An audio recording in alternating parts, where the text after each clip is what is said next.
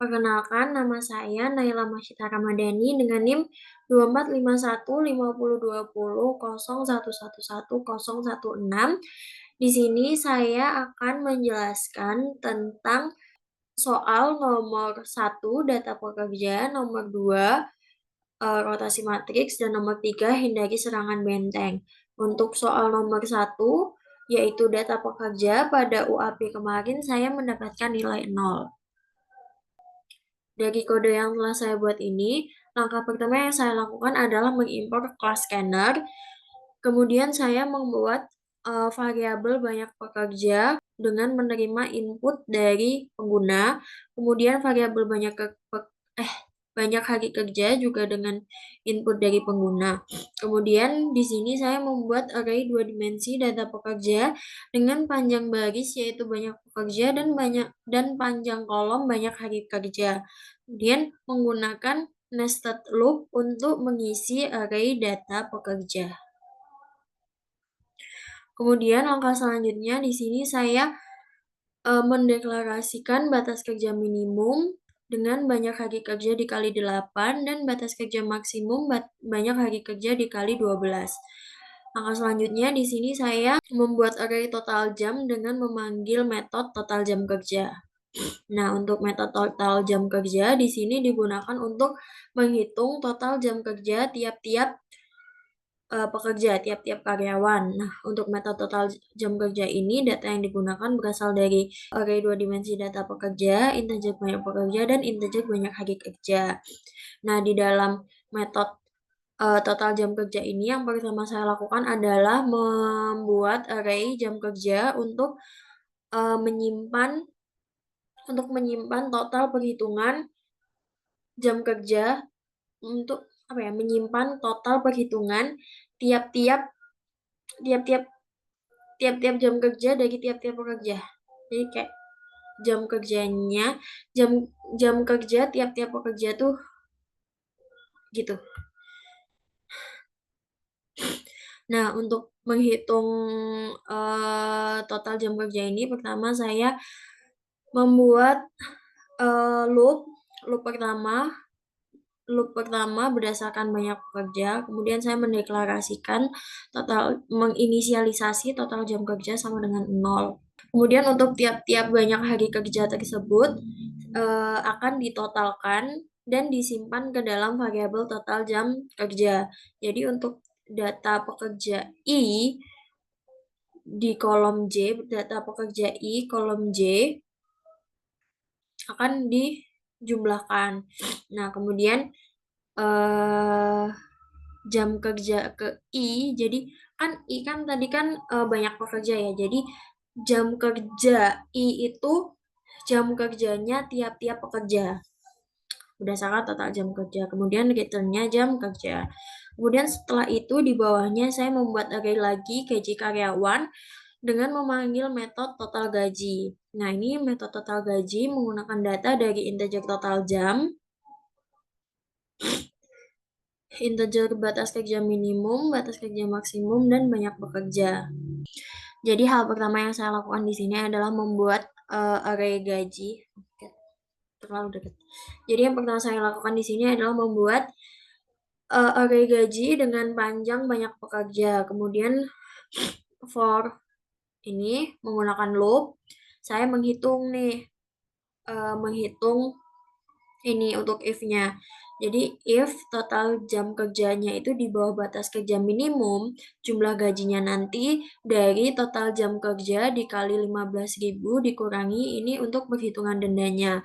Perhitungan dendanya itu batas kerja minimum dikurangi total jam dikali 15.000 dikali 50%. Kemudian untuk kondisi selanjutnya adalah saat total jam kerja karyawan itu di atas batas kerja maksimum.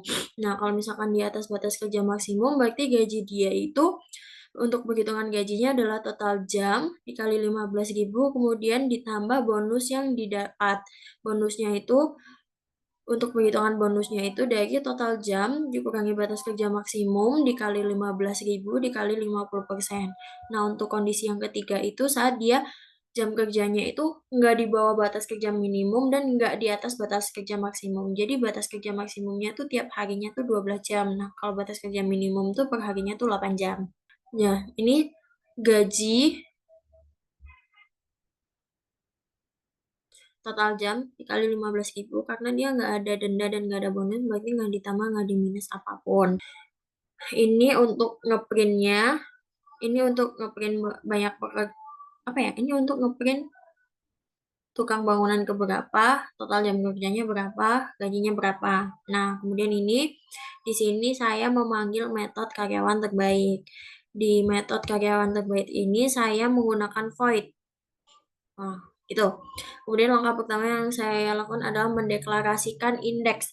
Indeksnya dibuat -1 karena kalau misalkan indeksnya 0 tuh nanti berpengaruh ke array ke nolnya. Jadi dibikinnya indeks -1. Jadi kayak indeks nih bukan punya siapa-siapa gitu. Nah, kemudian saya deklarasi juga integer jam kerja maksimum sama dengan 0, double bonus 0,0, double gaji 0,0. Jadi ini merupakan perhitungan untuk mencari karyawan terbaik. Jadi karyawan karyawan terbaik kan dilihat dari total jamnya. Jadi kalau misalkan total jamnya paling tinggi dia jadi karyawan terbaik gitu kan. Jadi untuk loop loop dari total jam panjang array total jam itu jika total jam lebih besar dari jam kerja maksimum, ini kan jam kerja maksimumnya awalnya masih 0 nih.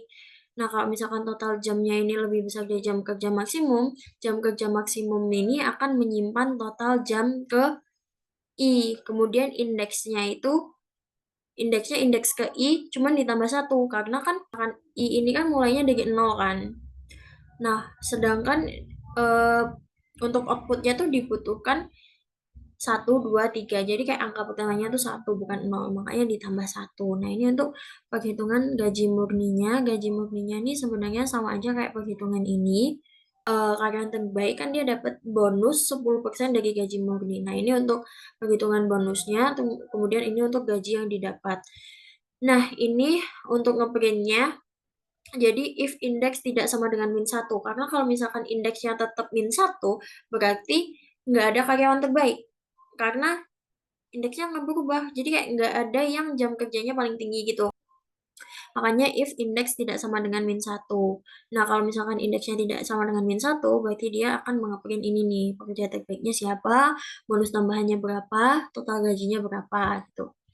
Nah, sekian untuk soal data pekerja. Sekarang saya akan menjelaskan yang rotasi matriks.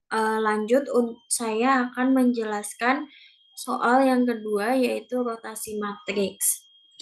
Sama seperti soal yang sebelumnya, langkah pertama yang saya lakukan adalah mengimpor flash scanner. Kemudian saya membuat variabel integer n. Integer n itu adalah besar matriksnya. Jadi kalau misalkan n-nya dimasukin 3, berarti nanti matriksnya tuh bakal 3 kali 3 gitu.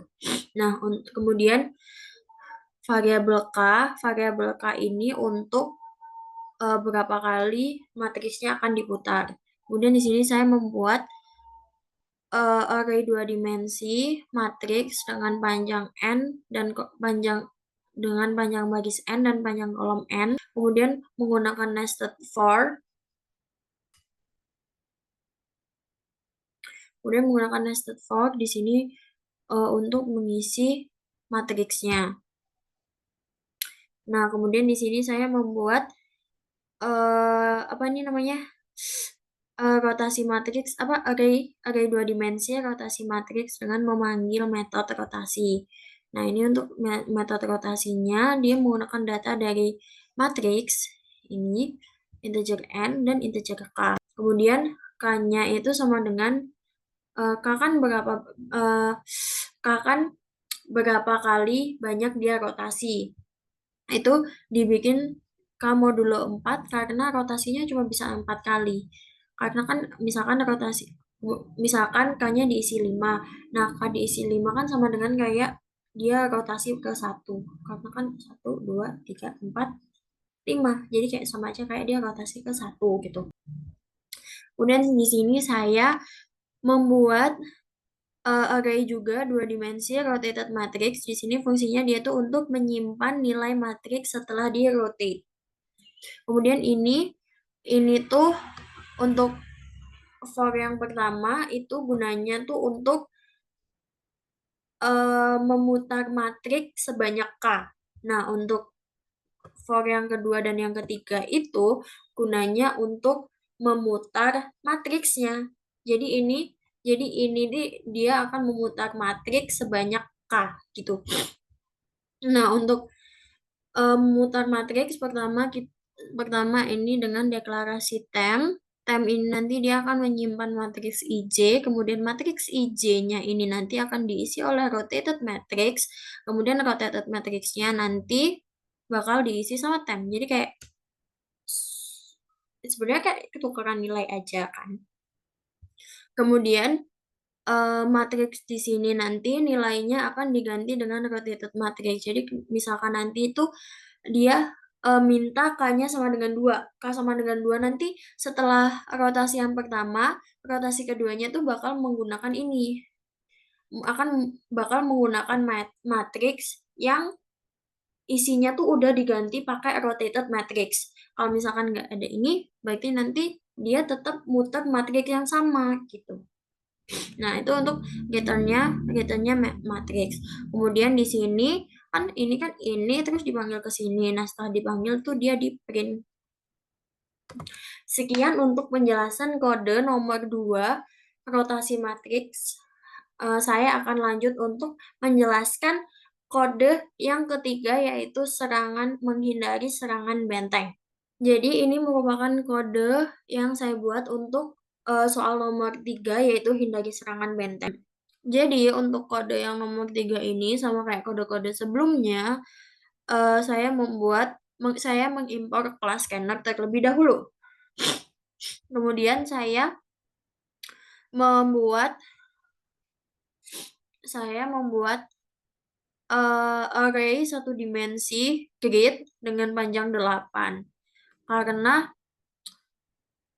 gitu. Kemudian menggunakan for ini nanti gunanya untuk mengisi array grid-nya. Kemudian di sini saya membuat array baru, array 2 dimensi yaitu new grid. New grid ini nanti bakal bikin array yang awalnya cuma 8 baris dan 8 baris itu isinya string semua.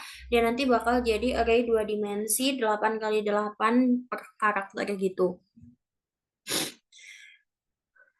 Ini fungsinya new grid kan. Nah, kemudian di sini saya membuat boolean danger row dengan panjang 8 dan boolean danger column juga. Jadi ini nanti fungsinya untuk menandai. Jadi kalau misalkan dia hashtag kan dia nanti sepanjang row itu jadi bahaya semua dan sepanjang kolom bahaya semua. Jadi ini nanti fungsinya buat itu. Kemudian di sini saya mendeklarasikan integer count aman sama dengan 0, menginisialisasi gitu. Nah, kemudian ini untuk mengecek array 2 dimensinya. Jadi jika di new grid jadi di array 2 dimensi new grid ini kalau misalkan ada yang equals hashtag, nanti danger row ke i-nya bakal true, danger column ke j-nya juga bakal true gitu. Kemudian menggunakan apa ini namanya loop for nested for di sini.